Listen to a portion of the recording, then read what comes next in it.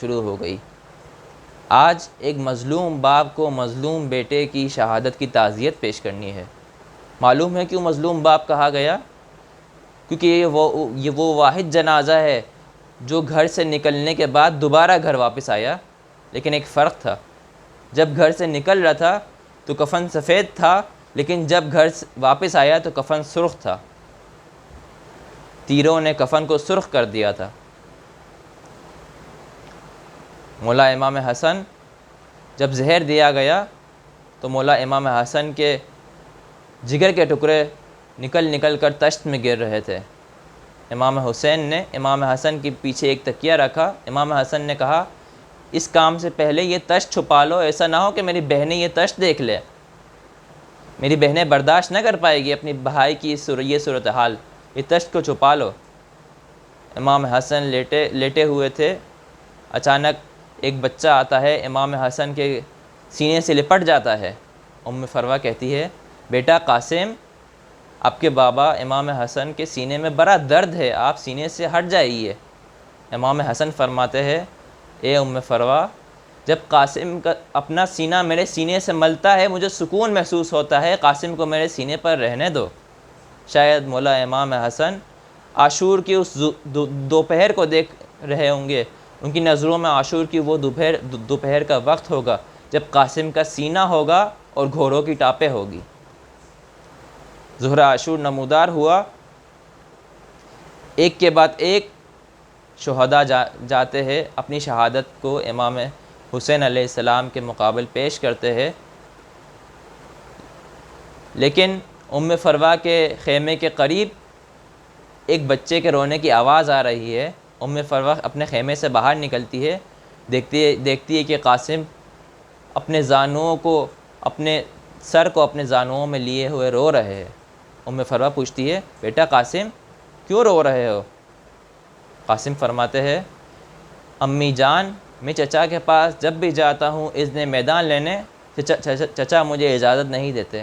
یہ کہتے ہیں کہ قاسم جان تم میرے بھیا حسن کی نشانی ہو، میں جب بھی بھیا حسن کو دیکھنا چاہتا ہوں تمہیں دیکھتا ہوں۔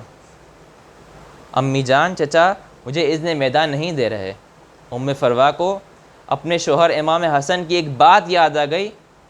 امام حسن نے فرمایا تھا کہ جب بھی زندگی میں جب قاسم ایسے مصائب میں گھر جائے جس سے قاسم بہت پریشان ہو تو اس کے ہاتھ پر بندھا ہوا تعویذ کھول دینا اور اس تعویذ کو پڑھنا، قاسم کا مسئلہ حل ہو جائے گا۔ ام فروہ نے قاسم کو بات کہی، قاسم نے تعویذ کھولا، بابا کی تحریر تھی، اس میں لکھا ہوا تھا یا بنی قاسم اذا وجدت امک وحیدا عطشانا، اے قاسم بیٹا جب آپ کے چچا اکیلے ہو، جب آپ کے چچا پیاسے ہو، جب آپ کے چچا مظلوم ہو تو اس وقت اپنی جان کو چچا کے جان پر فدا کرنے سے نہ روکنا، اپنی جان چچا کے جان پر فدا کر دینا۔ قاسم بڑے خوش ہوئے، تحریر کو لے جا کر امام حسین کے سپرد کیا۔ امام حسین نے بھیا کی تحریر لی، آنکھوں پہ ملی، چوما، پڑھنے کے بعد رونے لگے۔ قاسم کو اپنے گلے سے لگایا، چچا اور بھتیجا دونوں رو رہے ہیں، اتنا روئے کہ دونوں بے ہوش ہو گئے۔ جب ہوش میں آئے تو امام حسین نے قاسم کو زرہ پہنانا شروع کی، لیکن زرہ بڑے مردوں کے لیے ہوتی ہے، جو افراد جنگ کر سکتے ہیں ان کے لیے ہوتی ہے، زرہ 13 سالہ نوجوان کے لیے نہیں ہوتی۔ کوئی زرہ قاسم کے تن پر نہ بیٹھی۔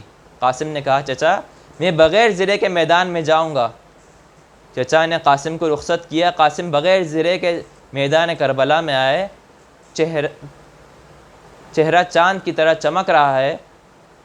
روایات میں ہے کہ 70 اشقیاء کو قاسم نے اکیلے ہی واصل جہنم کیا۔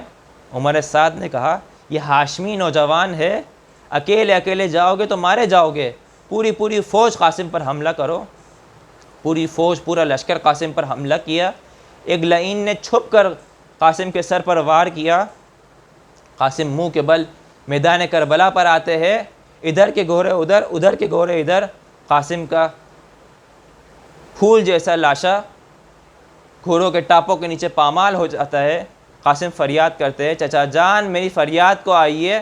مولا امام حسین بڑی تیزی سے قاسم کے جنازے پر آتے ہیں، قاسم سے آخری گفتگو کرتے ہیں، ایک کپڑا بچھاتے ہیں، قاسم کے پھول سے جنازے کو اس کپڑے میں جمع کرتے ہیں، خیموں کی جانب لے جا کر ام فروہ کو تقدیم کرتے ہیں۔ ام فروہ ماں ہے، ضرور بضرور قاسم کے جنازے کو دیکھ کر دکھی ہوگی، سنگین ہوگا ام فروہ کے لیے، لیکن شاید ام فروہ ایک طرح سے خوش بھی ہو رہی ہو، شاید دل میں یہ کہہ رہی ہو خدا کا شکر ہے کہ میری قربانی سب سے زیادہ خدا کی بارگاہ میں قبول ہوئی۔ ربنا تقبل منا انك انت السميع العليم وتب علينا انك انت التواب الرحيم برحمتك يا ارحم الراحمين۔